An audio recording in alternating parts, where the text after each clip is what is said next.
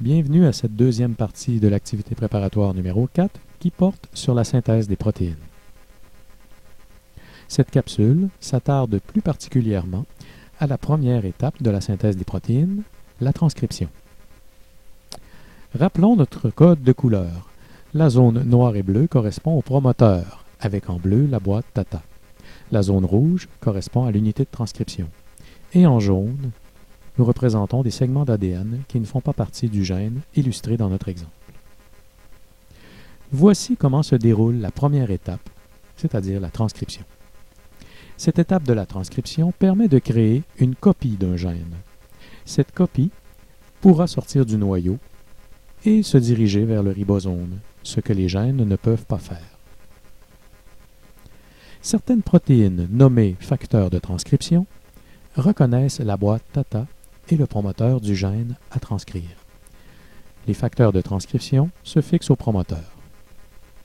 La fixation des facteurs de transcription au promoteur permet à une enzyme, l'ARN polymérase 2, de se fixer à son tour sur le promoteur. Notez que sans la fixation préalable des facteurs de transcription, il ne peut y avoir fixation de l'ARN polymérase 2. De plus, le complexe promoteur-facteur de transcription indique à l'ARN polymérase 2 le sens dans lequel elle doit se diriger. Dans notre exemple, ce sera vers la droite. Une fois l'ARN polymérase 2 fixé, elle écarte les brins d'ADN de façon locale et se met à glisser sur l'un des deux brins. Les brins d'ADN s'écartent à mesure que l'enzyme avance, mais ils se referment suite à son passage. En glissant de la sorte, l'enzyme génère une copie du plan de construction de la protéine. On appelle cette copie ARN messager. Vers la fin de la zone nommée unité de transcription, l'enzyme rencontre une séquence qui l'incite à se décrocher de l'ADN. Voyons d'un peu plus près le travail de l'ARN polymérase 2. Ici, l'enzyme est déjà accrochée à son promoteur. De façon locale et sous l'action de l'enzyme, l'ADN se sépare en deux brins. L'enzyme demeure accrochée au brin qui va dans le sens 3' vers 5'. Ce brin sur lequel l'ARN polymérase est fixé prend le nom de brin matrice. L'autre brin, qui demeure libre, prend le nom de brin complémentaire.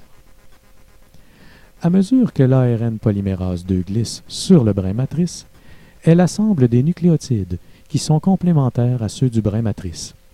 Par exemple, le premier nucléotide du brin matrice est un T.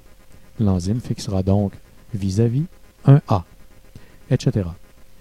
La copie du gène représentée ici en rose prend le nom d'ARN pré-messager. Vers la fin de l'unité de transcription, l'enzyme rencontre une séquence riche en T et en A. Cette séquence TT-A-TTT est nommée signal de polyadénylation.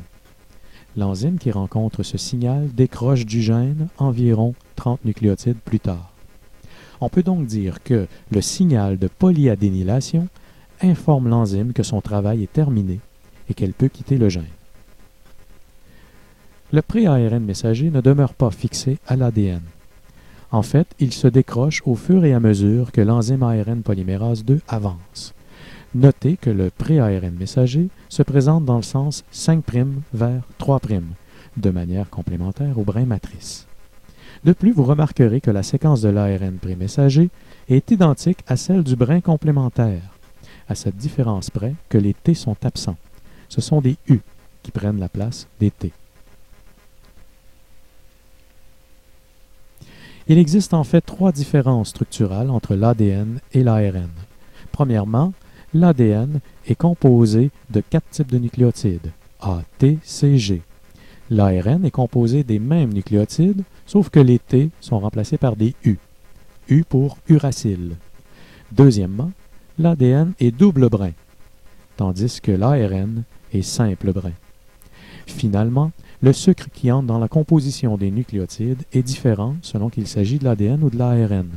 Le désoxyribose entre dans la composition de l'ADN, alors que c'est le ribose qui entre dans la composition de l'ARN.